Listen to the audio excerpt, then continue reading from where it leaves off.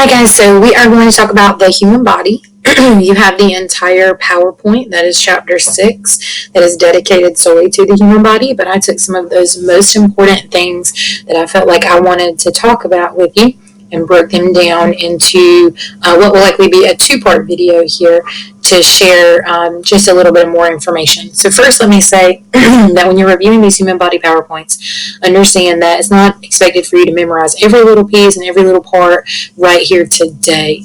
We will be diving in a little more closely to each individual section of the body as we reach that portion. So looking at, respiratory emergencies and cardiovascular emergencies and musculoskeletal things, we will be looking at those in their respective PowerPoints. Don't freak out and feel like you have to memorize every little thing today.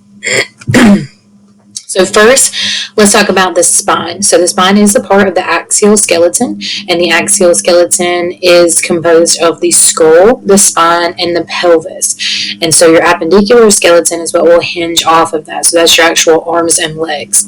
The biggest piece of this axial skeleton is, of course, the spine itself. And so you can see that the spinal column has 33 vertebrae, and those are divided down into 5 sections. Now, looking over here at the picture, you can see that those 5 sections are broken down into cervical, thoracic, lumbar, sacral, and then the coccyx.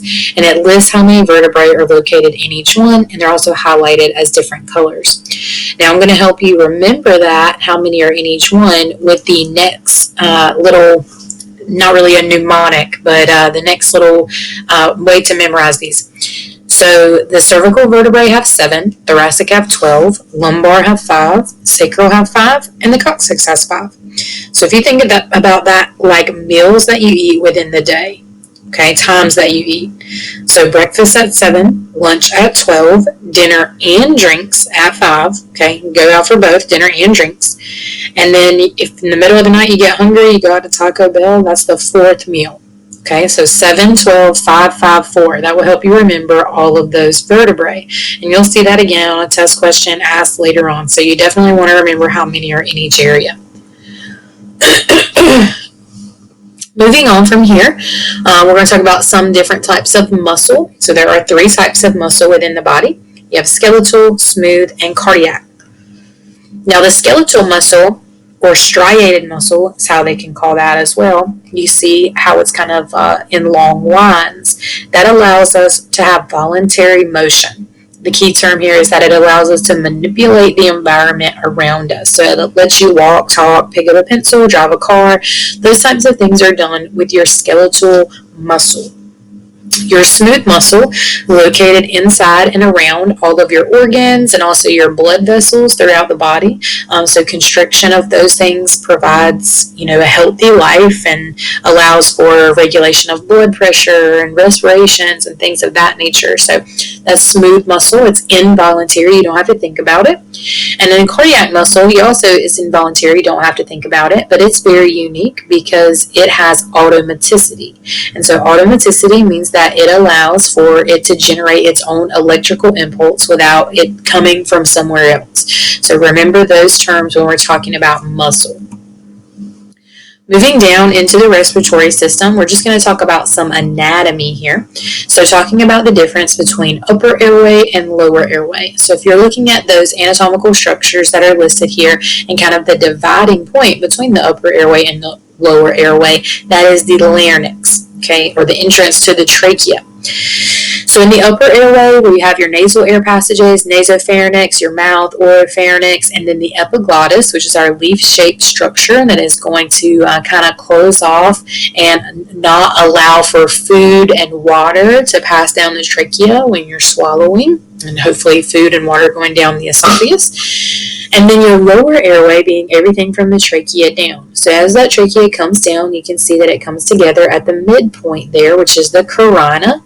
And at the carina, it divides off into the right and left main stem bronchi.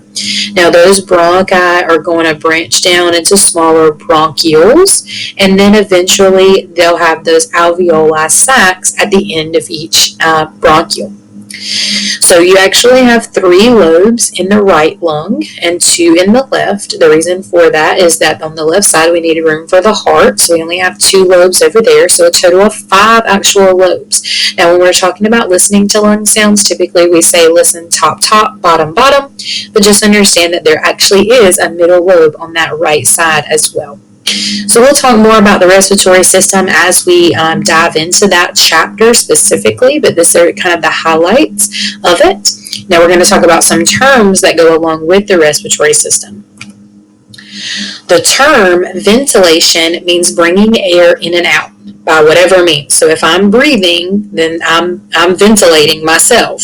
All right. If I'm not breathing or I'm not breathing adequately and I need help with that with the use of a bag valve mask, then you would be providing ventilations for me. Okay. So bringing air in and out, that process is called ventilation. Now, the term respiration actually describes the oxygen and carbon dioxide exchange at the alveolar level and the tissues of the body. Now, with respiration, we don't want to get confused there, because if I tell you to count someone's respirations, in fact, I'm actually meaning their ventilations, okay? But usually when we say we're counting someone's respiratory rate, just understand the difference there. If I'm asking for the difference between ventilation and respiration, this is what I mean. Ventilation, bringing air in and out. Respiration, making the exchange. Now, with the tidal volume and minute volume, let's look at those 2 terms. So tidal volume is the amount of air that is moved into or out of the lungs during a single breath. So how deeply are you breathing? How much oxygen or air are you bringing in? Now, the average adult tidal volume is around 500 mLs.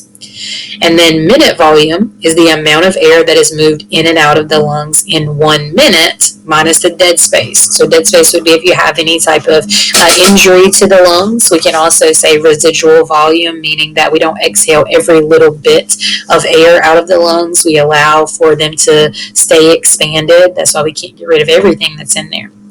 To figure out the minute volume, you need to know respiratory rate and tidal volume. Okay, now is this something that we would be measuring really in the field? No, we don't need a specific number for tidal volume, don't need a specific number for minute volume.